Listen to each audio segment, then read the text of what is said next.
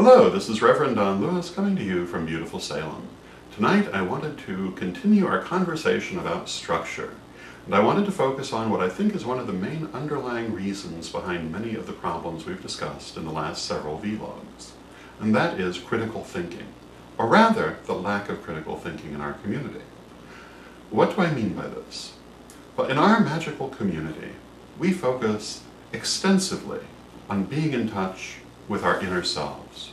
We focus extensively on being in touch with our emotions, with our subconscious, with our higher self, but we don't focus very much on thinking.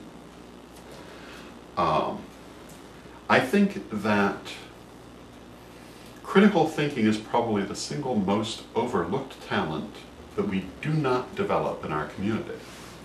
What do I mean by that? Critical thinking is asking yourself the critical questions about the things that you do, the things you learn, etc. Foremost among which, for the purposes of this conversation, is what are the consequences of a given action, or what are the natural consequences of a given theory or point of view. We don't seem to ask ourselves that. We also don't seem to ask ourselves whether things actually work. You know, I have many times seen people do the same thing again and again and again, beating their head against the wall, utterly unwilling to change their preconceived idea of how something should work merely because it didn't work. Whereas my personal attitude is, if it doesn't work, it obviously needs to be changed. Another example of where critical thinking would do a world of good is in the witch wars and the flame wars that so often rip our communities to shreds. I don't know how many times I have seen a witch war start because of an online post by someone who was completely anonymous except for some silly craft name that had no clue as to who they really were, who made accusations involving no facts or substantiation of any sort, and still managed to rip their community apart. Because not one of the people in the community ever asked, is this true? They never ask, gee, if this happened, when did it happen? Is there any proof that it happened? People in our community often don't seem to ask these things. They often seem to be totally caught in their emotions. Now, years ago, the wider society was so focused on mentality that there really was a lot of importance in getting in touch with your emotions, and there always is importance to being in touch with your emotions. But you know, I sometimes think that our community got stuck in that period of rejecting excessive mentality and kind of threw the baby out with the bathwater.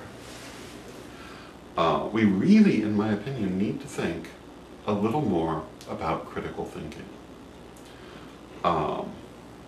Many of the problems we've discussed in the last few evenings, if people stopped to think about the consequences of the theories or the behaviors, would not happen. I mentioned witch wars, not only the ways that they start, but merely the fact that they happen the way they do. You know, I don't know how many times I've seen a thriving community ripped apart over unsubstantiated allegations, often by people who never even gave their own real name in making the allegations. Now, you know, if someone can't accuse you in their own name, there's something wrong. I've also seen communities ripped apart by personality clashes that really could have been handled in a more adult manner. You know, for many, many years I lived in Chicago, and back in the 90s, I edited a magazine called The Round Table. And The Round Table was the community magazine of the Chicago magical and pagan community. And we had a section listing public temples. And do you know how many public temples we had in 1995 in Chicago? We had 30 temples listed.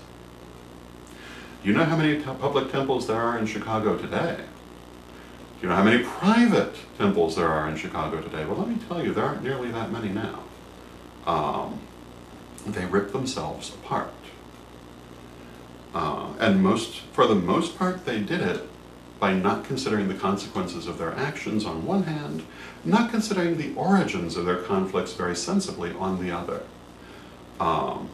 In many cases, a few specific individuals were able to pit everyone else against themselves until they destroyed themselves. And had people only ask a few more questions, that might not have been so possible. And that's only one of many communities that have seen similar things. So, my subject for tonight basically is to urge the community to think more critically. And this brings us back again to a subject we touched on earlier, which is function over form. The question of whether something works is more important than whether you like it. If you like it but it does not work, it serves very little purpose.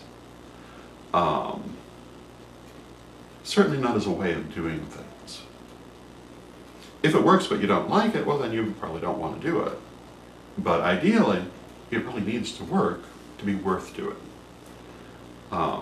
And I really think that as a community, we often don't ask ourselves often enough whether things work. So that's my rant tonight on the subject of structure, and I think that's probably my last installment on structure. So I think I'll leave it there, and until next time, may you blessed be.